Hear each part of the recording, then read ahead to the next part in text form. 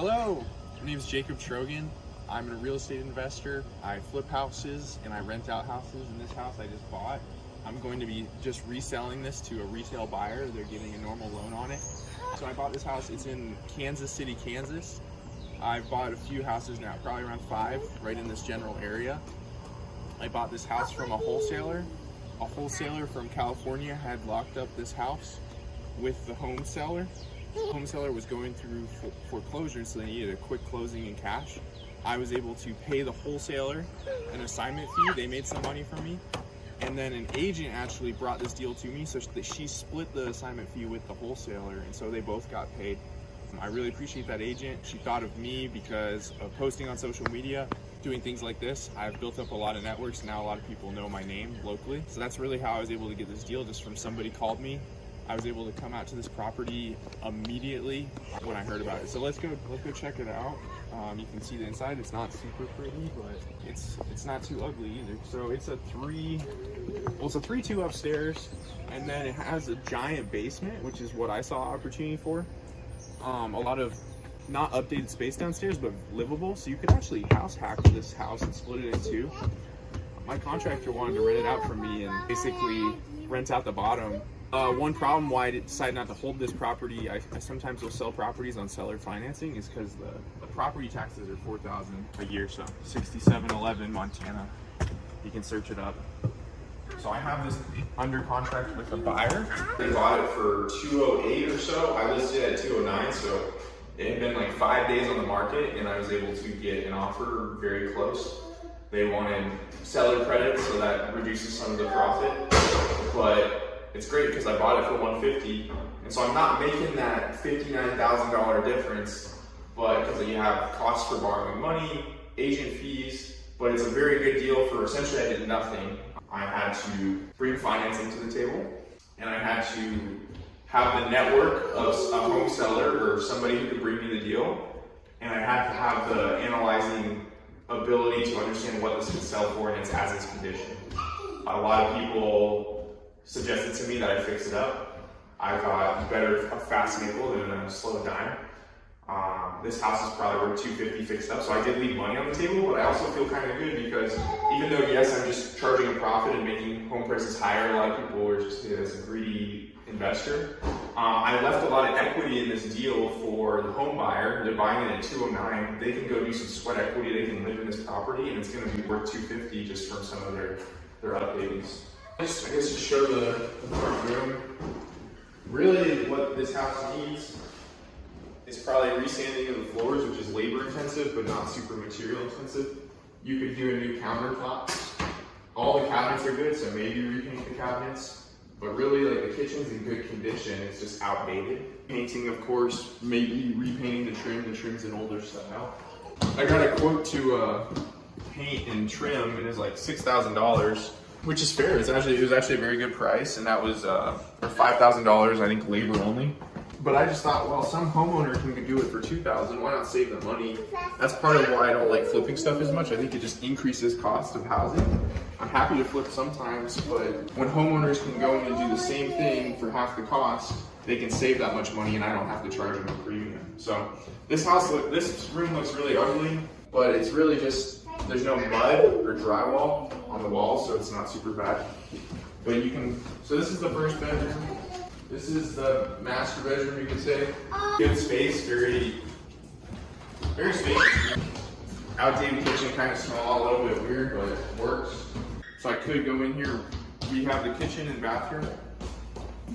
Spend 30 grand doing floors, paint, kitchen, bathroom. Probably more like 35 or 40. Due to the size of the house, 35 or 40 grand. Go downstairs and then we'll go outside.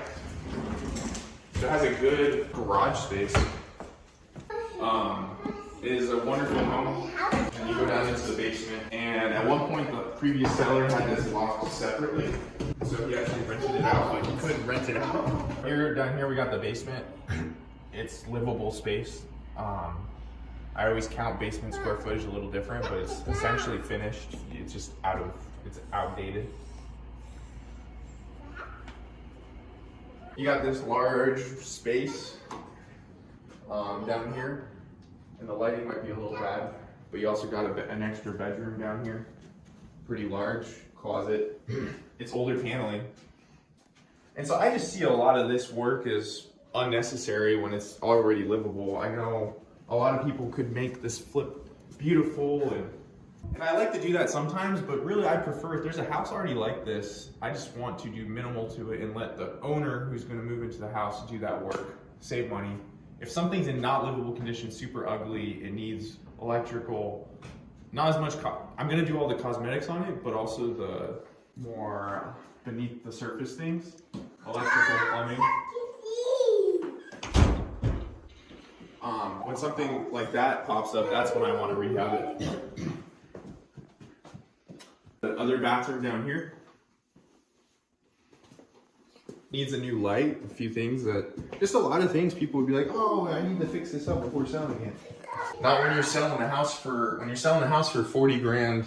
And then you just got a utility area. If you want to show that, there's a little shed area just outside too, which we won't show a ton, but it's extra storage space. So a ton of storage space. This house is actually bigger than the one I live in by a lot. So I'm buying a home that is more expensive than the one I bought, but I'm not increasing my standard of living. I'm still living cheap. I'm not buying any new cars. At the end of the day, even though maybe this might be a full annual salary that I can make from this one deal, I just put most of that money back into the business and don't live off of a ton of it.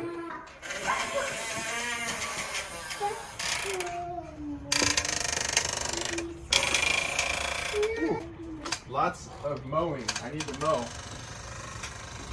Lots of space too, because this is in a cul-de-sac. So since the property's in a cul-de-sac, you get a kind of like wedge shape to the backyard. I think it's almost like a quarter acre. It might be a little bit more than that. So plenty of space for somebody to do whatever they want with it, the bushes. So really that's it, I guess. So that's the deal, not the prettiest thing, but it makes a lot of money even though it's not updated. Whether something's pretty or not doesn't change the profitability of a deal. My mindset is a lot more of a lender mindset. How can I just change my, buyer type to then increase the price that I'm paying? So I'm a buyer who pays cash, I can close quick. That's somebody who wants a discount. But if I'm gonna sell to a buyer who can go get a conventional loan, they can pay more on the loan because they're not trying to make it an investment. So that's really the whole model that I have, is just change the market in which I'm selling to.